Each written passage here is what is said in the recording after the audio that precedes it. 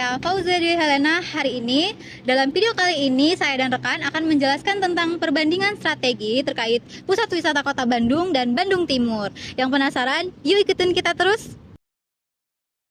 Dan setelah yang tadi teman saya sampaikan, Fauzia, itu terkait perbandingan strategi antara Bandung Timur dan juga pusat kota. Dan alhamdulillah juga sekarang kita udah di pusat kota Bandung.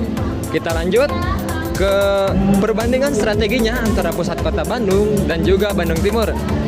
Seperti yang kita tahu, kebijakan pemerintah tersendiri itu menerapkan kebijakan fokus komersial dan juga event besar dan hal mewah. Dan hasil apa yang setelah diterapkan oleh kebijakan Kota Bandung?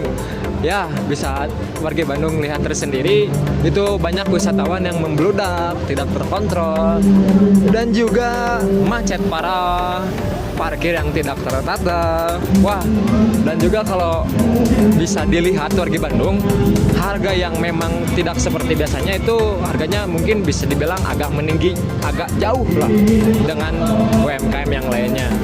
Dan mungkin hasil data yang memang setelah kita riset pada tahun 2023, Pemkot Kota Bandung, kunjungan wisata di Kota Bandung itu mencapai 5 juta per tahun.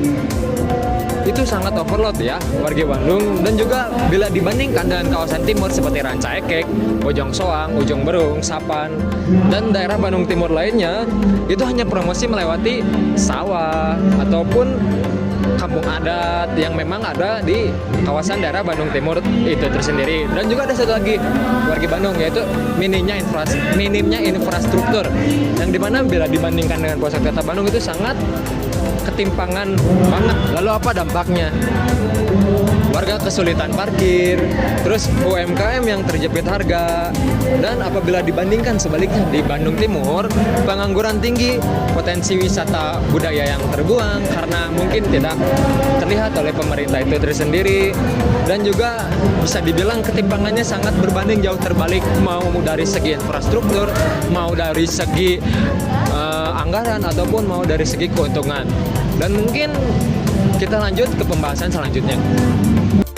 Oke, warga Bandung, kita lanjut dengan apa yang telah tadi saya sampaikan. Dan mungkin pada kesempatan kali ini juga saya akan menjelaskan terkait dasar teori, solusi, dan dampak positif yang mungkin saran dari kita sebagai rekan-rekan mahasiswa kepada pemerintah untuk Kota Bandung dan Bandung Timur itu tersendiri.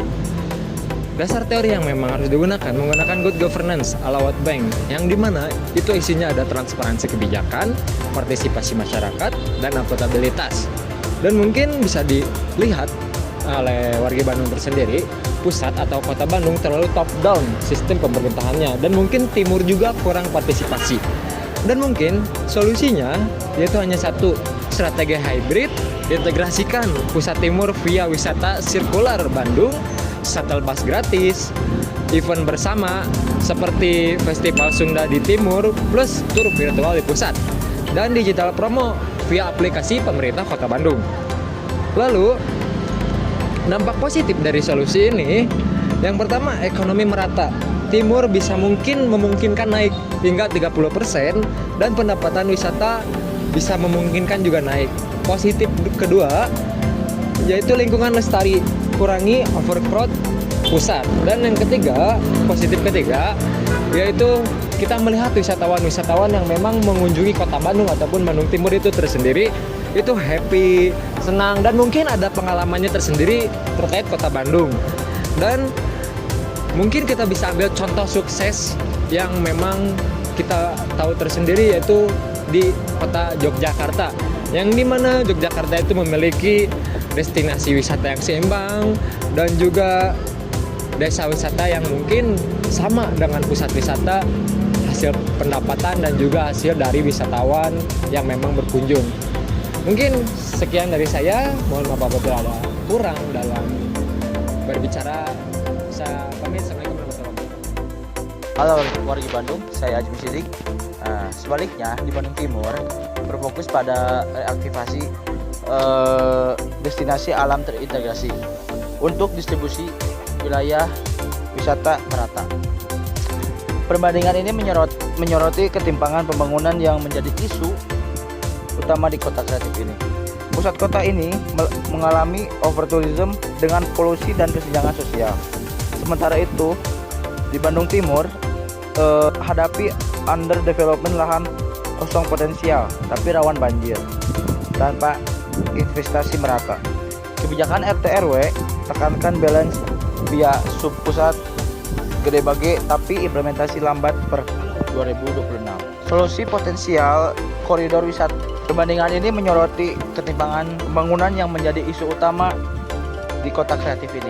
Perbandingan ini menyoroti ketimpangan pembangunan yang menjadi isu utama pada kota kreatif.